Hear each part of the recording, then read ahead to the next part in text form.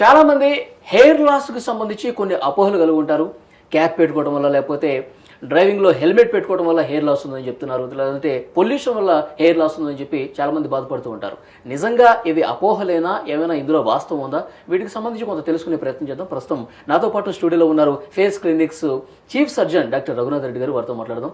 రఘునాథ్ రెడ్డి గారు నమస్తే సార్. నమస్తే సార్, చాలా మందిలో ఈ అపోహలు ఇప్పుడు నేను చెప్పినట్టుగా క్యాప్ పెట్టుకోవటము హెడ్ మీద, లేదంటే హెల్మెట్ పెట్టుకోవడం వల్ల ఎక్కువ హెయిర్ లాస్ అయిపోతుందని చెప్పేసి అంటూ ఉంటారు. నిజంగా వాస్తవమేనా సార్ అది? ఇది అపోహ మాత్రమే సార్. ఇప్పుడు చాలా మంది పేషెంట్స్ నా దగ్గరకు వస్తుంటారు. పర్టికులర్గా మనకు వచ్చే ఏజ్ గ్రూప్ 25-26 ఇయర్స్ వాళ్ళు ఉంటారు.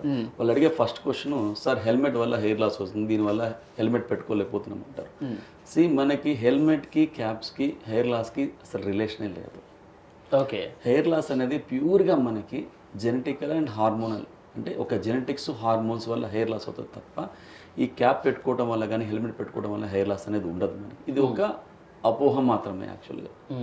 చాలామంది హెల్మెట్ పెట్టుకున్నప్పుడు స్వెట్టింగ్ వస్తూ ఉంటుంది, స్వెట్టింగ్ వల్ల హెయిర్ తడిచిపోవటం వల్ల అది ఊడిపోతుందని చెప్పి ఈ భ్రమలో ఉంటారు. ఇది కూడా అపోహ. ఇది కూడా అపోహ సార్. ఇప్పుడు స్వెట్ గ్లాండ్స్ మనకి కామన్గా ఉంటాయి బాడీ లోపల. ఎక్కడైతే మనకి బాడీలో వేడిగా ఉంటుందో అక్కడ సెక్రిషన్స్ ఉండి ఆటోమేటిక్గా ఆ ఏరియాని కూల్ చేస్తుంది. That is a mechanism of the sweat glands. So దానివల్ల హెయిర్ ఊడిపోవటం అనేది ఉండదు. ఎందుకంటే మన హెయిర్ రూట్ అనేది మన స్కిన్ కింద ఉంటుంది. యాక్చువల్గా స్కిన్ కింద ఫ్యాట్లో ఉంటుంది. మనం ఎక్స్టర్నల్గా మనం చూసే హెయిర్ ఒక రోప్, ఒక థ్రెడ్ లాంటిదే. ఈ హెయిర్కి లైఫ్ ఉండదు మనకి. అందుకని మనం ఇట్లా అన్నా కూడా పెయిన్ ఉండదు మనకి. సో మనకి రూట్ బియాండ్ ఉంటుంది. సో ఆ రూట్ ఎప్పుడు మనకి హెల్మెట్ వల్ల ఇంపాక్ట్ కాదు. సార్, ఇంకొకటి సార్, వాటర్ చేంజ్ అవ్వటం వల్ల, అంటే ప్లేస్ మారటం వల్ల, హాట్ వాటర్ రావటం వల్ల కొంచెం ఆ వాటర్ ఎఫెక్ట్ వల్ల హెయిర్ లాస్ అవుతుందని చెప్పి కొంతమంది అభిప్రాయపడుతూ ఉంటారు. అందులో ఏమైనా వాస్తవం ఉందా? దీనిలో కూడా వాస్తవం లేదండి.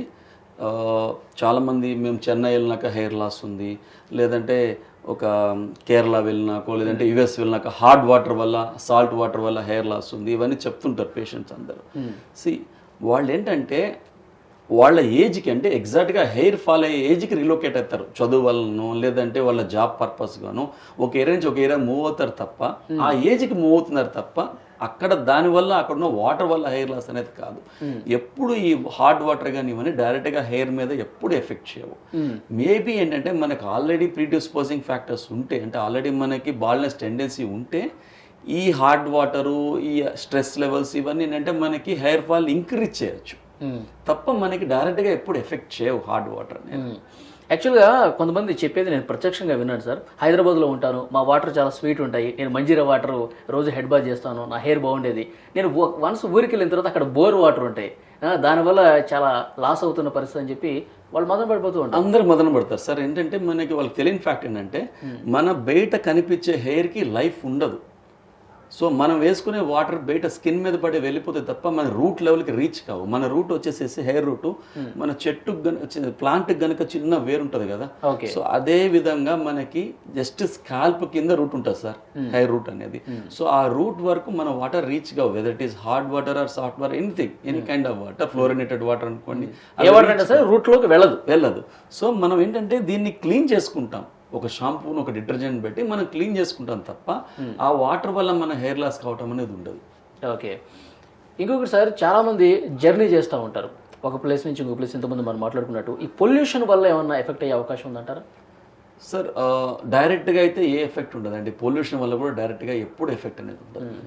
సో ఇవన్నీ ఏంటంటే మనకి అడిషనల్ క్యాటలిస్టిక్ ఫ్యాక్టర్స్, డైటరీ హ్యాబిట్స్ కానీ, పొల్యూషన్ కానీ, స్ట్రెస్ కానీ, స్లీప్లెస్నెస్, నిద్ర లేకపోవటము, ఎక్సెసివ్ ఆల్కహాలిజము అండ్ స్మోకింగ్, ఈ ఫ్యాక్టర్స్ వల్ల ఏంటంటే మనకి సపోజ్ నేను బాల్డ్ ఉన్నాను అనుకోండి, నాకు ఫ్యామిలీలో బాల్డ్నెస్ ఉంది, ఒక 5-6 ఇయర్స్లో నాకు బాల్డ్నెస్ రావాలని మనకి ఆల్రెడీ ప్రీ ఎగ్జిస్టింగ్ జనరేట్ అయిపోయి ఉంటుంది ఒక కోడ్ అనేది బాడీ లోపల. ఒక 5-6 ఇయర్స్ అదంటే ఇది ఏంటంటే నా హార్మోన్స్ని బట్టి అది ఆల్రెడీ ఫిక్స్ అయిపోయి ఉంటుంది, ఇన్ని ఇయర్స్ వరకు నా హెయిర్ ఫాల్ అవుతుంది అనేది.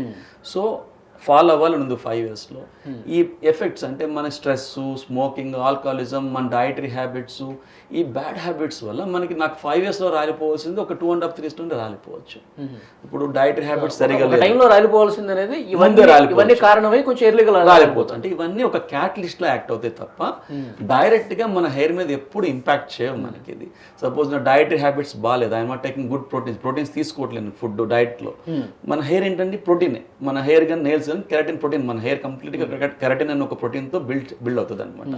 సో కంపల్సరీ హెయిర్ ఫాల్ కి మనకి ఛాన్సెస్ ఉంటాయి. ఓకే. యాక్చువల్గా సార్ జెనెటిక్ ప్రాబ్లం ఉంటే సర్టన్ టైంలో మనకి హెయిర్ ఫాల్ అనేది ఉంటుంది. ఏవైతే ఈ ప్రోటీన్స్ మనం ఇంతకుముందు మాట్లాడుకున్నవి కారణాలు ఏవైతే ఉన్నాయో ఇవి ఉంటే కనుక కొంచెం ఎర్లీగా బాల్నెస్ వచ్చే ఒకవేళ జెనెటిక్ సమస్య లేదనుకోండి అప్పుడు రాలిపోయే ఛాన్స్ అసలు ఉండదంటారా? జెనెటిక్స్ మనకి సమస్య లేనప్పుడు మన బాడీలో ఉండే హార్మోనల్ చేంజెస్ వల్ల కానీ మన బ్యాడ్ డైటరీ హ్యాబిట్స్ వల్ల కానీ స్మోకింగ్ ఇట్లాంటి వల్ల కానీ మన అంటే డైలీ హ్యాబిట్స్ వల్ల కానీ ఫాల్ ఉండొచ్చు. కానీ మనం కరెక్ట్ చేసుకున్న వెంటనే ఇప్పుడు విటమిన్ డి డెఫిషియన్సీ ఉంది, విటమిన్ B12 డెఫిషియన్సీ ఉంది, ఇవన్నీ డెఫిషియన్సీ వల్ల కూడా మనకి హెయిర్ ఫాల్ ఛాన్సెస్ ఉండొచ్చు. కానీ మనం రికగ్నైజ్ చేసుకుని కరెక్ట్ చేసుకుంటే మనకి లాస్ అయిన హెయిర్ మళ్ళీ రీజనరేట్ అవుతుంది మనకి. కానీ బాల్నెస్ ప్రీ ఎగ్జిస్టింగ్ కండిషన్స్ ఉన్న వాళ్ళలో మాత్రమే హార్మోన్స్ జెనెటిక్స్ ఫ్యాక్టర్స్ ఉన్న వాళ్ళలో మాత్రమే పోయిన హెయిర్ మళ్ళీ రీజనరేట్ కాదు మనకి. కాదు. ఇంకొకటి సార్, లాంగ్ హెయిర్ కొంతమంది ఎక్కువగా హెయిర్ పెంచుకుంటూ ఉంటారు కదా, లాంగ్గా పెంచుకుంటారు. దీనివల్ల ఎక్కువగా లూజ్ అయిపోయి హెయిర్ త్వరగా లాస్ అయిపోతుంది, అందుకని చెప్పి షార్ట్ చేయించుకుంటూ ఉంటారు. ఇది చాలా కామన్ టెండెన్సీ అండి యంగ్ పీపుల్, నేను రెగ్యులర్గా చూస్తుంటాను. సో హెయిర్ లెంతేగా పెంచుకోవడం వల్ల రాలిపోతుందనే ఒక భయంతో దాన్ని వాళ్ళు హెయిర్ని ట్రిమ్ చేసుకోవటం కానీ లేదంటే ఎక్కువసార్లు మనకి హెడ్ టాన్సర్ అంటే గుండు కొట్టించుకోవడం కానీ చేస్తుంటారు. షార్ట్ హెయిర్ ఉంటే ఫాల్ కాదని. హెయిర్ లాంగ్ ఉన్నా షార్ట్ ఉన్నా కంపల్సరీ ఫాల్ అవుతుంది if the person is affected with the baldness వల్ల ఎఫెక్ట్ అయి ఉంటే అతను హెయిర్ లాంగ్ ఉన్నా షార్ట్ ఉన్నా కూడా కంపల్సరీ ఫాల్ అవుతుంది. సో మనకి లెంత్ పెంచుకోవటం వల్ల హెయిర్ ఫాల్ ఉండదు. అండ్ లెంత్ పెంచుకోవటం వల్ల ఇంకా చెప్పాలి అంటే వాళ్ళకి గుడ్ లుక్కే ఉంటుంది, ఎందుకంటే థిన్ అయిపోతుంది హెయిర్, బాగా పలచబడుతుంది. మనం లెంత్ పెంచుకుంటే ఏమవుతుంది, ఒకటే హెయిర్ ని మనం 3-4 ఇయర్స్ లో చూస్తాం మనం. సో అది కవరేజ్ ఏరియా ఎక్కువ ఉంటుంది కాబట్టి మీరు లెంత్ పెంచుకుంటే ఇంకా పలచదనం తక్కువ కనిపిస్తుంటది మనకి పర్సన్. ఇంకొకటి సార్, కోకోనట్ ఆయిల్ వాడుతూ ఉంటారు మన ఇంట్లో పెద్దవాళ్ళు కూడా చెప్తూ ఉంటారు, తలకు కొంచెం నూనె పెట్టుకోరా హెయిర్ లాస్ అయిపోతూ ఉంటుంది అంటారు. నిజంగా కోకోనట్ ఆయిల్ అంత లాభం చేకూరుస్తుంది అంటారా? హెయిర్ గ్రోత్ అవడానికి కావచ్చు, రాలిపోకుండా ఉండటం కోసం కావచ్చు. సార్ అకార్డింగ్ టు అంటే మెడిసిన్ దృష్టిలో చూసుకుంటే మనము ఈ కోకోనట్ ఆయిల్ అనేది ఒక కండిషనర్ మాత్రమే. యాక్చువల్గా ఇది హెయిర్ రూట్స్ మీద ఎప్పుడు ఎఫెక్ట్ కాదు కోకోనట్ ఆయిల్ అనేది. ఇప్పుడు మనం ఇండియన్ కల్చర్లో మనం కోకోనట్ ఆయిల్ ఆడుతున్నాం. Think about western countries, are they using coconut oil? Nobody using coconut oil actually western కంట్రీస్లో. ఈ కోకోనట్ ఆయిల్ ఏంటంటే మనకి ఒక కండిషనర్లో ఉపయోగపడుతుంది. అంటే హెయిర్ యొక్క థిక్నెస్ మనం ఇప్పుడు సపోజ్ ఒక కోకోనట్ ఆయిల్ అప్లై చేసుకొని హెడ్ బాత్ చేసామనుకోండి, హెయిర్ మీకు ఒత్తుగా అనిపిస్తుంటుంది. అంటే హెయిర్ ఏంటంటే మనం మైక్రోస్కోపిక్ స్ట్రక్చర్లో చూసినప్పుడు గ్యాప్స్ అంటే బ్రిటిల్ గ్యాప్స్గా అనిపిస్తుంటుంది. ఈ గ్యాప్స్ అంతా ఫిల్ అయిపోయి కోకోనట్ ఆయిల్తో మీకు ఒత్తుగా అనిపిస్తుంటుంది, అంటే ఒక కండిషనర్లో యాక్ట్ చేస్తుంది. ఓకే. అండ్ ఇండియన్ సినారియోలో ఏంటంటే మనకి ఫీమేల్స్ లాంగ్ హెయిర్ గ్రో చేస్తారు కాబట్టి మనకి ఒకప్పుడు ఏంటంటే చాలా లాంగ్ హెయిర్ గ్రోత్ చేస్తుండేది ఫీమేల్స్. సో వాళ్ళకి ఈ కోకోనట్ ఆయిల్ వాడినప్పుడు హెయిర్ మనకి చిక్కుబడకుండా, అంటే మనం దూకున్నప్పుడు చిక్కుబడకుండా ఈజీగా దూకోవచ్చు, ఒక లూబ్రికేటింగ్ ఫ్యాక్టర్లా యూజ్ అవుతుంటుంది. అందుకనే మనకి ఎక్కువ కోకోనట్ ఆయిల్ వాడతారు అనమాట. అంటే కోకోనట్ ఆయిల్ వల్ల హెయిర్ బ్రేక్ కాకుండా దాన్ని నీట్గా దూకొని ఒక లూబ్రికేటింగ్ ఫ్యాక్టర్ కింద యూజ్ అవుతుంటుంది హెయిర్. అంతేగాని హెయిర్ ఎక్కువ పెరగటం కానీ పోకుండా ఉండటం కోసం కానీ పనిచేయదు. ఓకే. ఇంకా సార్, ఫుడ్ హ్యాబిట్స్ ఎట్లా ఉండాల్సిన అవసరం ఉందంటారు? అంటే హెయిర్ లాస్కి మనం సపోజ్ ఎక్కువ హార్మోనల్ ఫుడ్ తీసుకోకుండా ఉంటే బెస్ట్ ఆప్షన్. ఎక్కువ హార్మోనల్ ఏంటంటే more fatty diet, red meat కానీ, ఇప్పుడు ఫ్యాటీ డైట్ ఏంటంటే పిజ్జా కానీ మనం తినే జంక్ ఫుడ్ అనమాట. ఈ జంక్ ఫుడ్ అవాయిడ్ చేస్తేనంటే బాడీలో హార్మోన్ లెవెల్స్ కంట్రోల్లో ఉంటాయి మనకి, టెస్టోస్టెరాన్ హార్మోన్ బేసిక్గా. సో ఈ హార్మోన్ లెవెల్స్ కంట్రోల్లో ఉంటే మనకి హెయిర్ ఫాల్ అనేది తగ్గుతుంటుంది. And we should take more protein diet, అంటే ఎక్కువ ప్రోటీన్స్ ఉన్న డైట్ తీసుకోవాల్సి ఉంటుంది. పల్సెస్ కానీ, నట్స్ కానీ, all these protein diets will help in growing hair అనమాట. సో బయోటిన్ మనకి ఇప్పుడు హెయిర్ గ్రోత్కి మెయిన్ మనకు కావాల్సిన విటమిన్స్ కూడా ఏంటంటే మనకి బయోటిన్, విటమిన్ B7 అంటాము, విటమిన్ డి, విటమిన్ B12, ఇవి డైరెక్ట్గా మన హెయిర్ గ్రోత్లో యూజ్ అవుతాయి. కాబట్టి ఇవి ఎక్కువ ఉన్న ఫుడ్ని తీసుకుంటే మనకి ఆటోమేటిక్గా మన హెయిర్ గ్రోత్కి యూజ్ అవుతుంది. And more proteinaceous food, pulses కానీ, నట్స్ కానీ, even you can eat fish is direct protein, fish తీసుకోవచ్చు మనం. ఇవన్నీ ఏంటంటే మనకి, అండ్ ఫిష్లో omega-3 ఫ్యాటీ యాసిడ్స్ కూడా ఉంటాయి. ఇవన్నీ మన హెయిర్ గ్రోత్కి బాగా ఉపయోగపడతాయి మనకి. జంక్ ఫుడ్ అవాయిడ్ చేస్తే హెయిర్ లాస్ని కొంతవరకు మనం అవాయిడ్ చేసుకోవచ్చు. ఓకే. నిజంగా జెనెటిక్ సమస్య ఉండి పోతే ఎలాంటి ఫుడ్ తీసుకున్నా ఉపయోగం లేదంటారు? పోయిన హెయిర్ ఎలాగ రాదు అంటే ఏంటంటే మనం ఇంకా పోకుండా ఉండడానికి ఉపయోగపడుతుంది. మనం ఏంటంటే పోయిన హెయిర్ రాదు, కానీ ఆ యొక్క స్పీడ్ అంటే ఎంత లాస్ అవుతుంది. ఇప్పుడు సపోజ్ మనకి ఎక్కువ ఫాలో అవుతూ ఉంటుంది అనుకోండి, ఆ స్పీడ్ని మనం కంట్రోల్ చేసుకోవచ్చు. ఈ ఆల్ దీస్ క్యాటలిస్టిక్ ఫ్యాక్టర్స్ మనం అంటే మన డైలీ హ్యాబిట్స్ని కంట్రోల్ చేసుకుంటే smoking and alcoholism and dietary హ్యాబిట్స్ని ఓకే ఈ హెయిర్ ఫాల్ యొక్క స్పీడ్ని తగ్గించుకోవచ్చు మనం. దాంతోపాటు మనం మెడికేషన్లను వాడుకోవాల్సి ఉంటుంది ఓకే కంపల్సరీ. ఫైనల్గా చెప్పండి సార్, డైలీ హెడ్ బాత్ చేయటం వల్ల హెయిర్ లాస్ అవుతుందా లేదా? డైలీ హెడ్ బాత్కి హెయిర్కి అసలు రిలేషన్ లేదండి. There is no relation. Head bath అంటే డైలీ హెడ్ బాత్ మన బాడీని మనం ఎట్లా క్లీన్ చేసుకుంటామో డైలీ సోప్ పెట్టి, అట్లే మీ హెయిర్ని మీరు క్లీన్ చేసుకుంటున్నారు హెడ్ బాత్ చేసుకుని. దానివల్ల ఎక్కువగా తల వాటర్లో తడవటం కావచ్చు, షాంపూ పెట్టి రుద్దుతూ ఉంటాము, హెయిర్ లాసే ఉండదండి. ఉండదు. హెయిర్ లాస్ అనేది జనరల్గా మనకి పడుకున్నప్పుడు ఉంటుంది, నడుస్తున్నప్పుడు ఉంటుంది, అన్ని రకాలుగా ఉంటుంది. ఓన్లీ హెడ్ బాత్ వల్ల హెయిర్ లాస్ ఉండటం అనేది జరగదు మనకి. డైలీ షాంపూ పెడతాం కదా సార్, దానివల్ల ఏమైనా ఎఫెక్ట్ ఉంటుంది అంటారా హెయిర్కి? Absolutely no effect. No effect.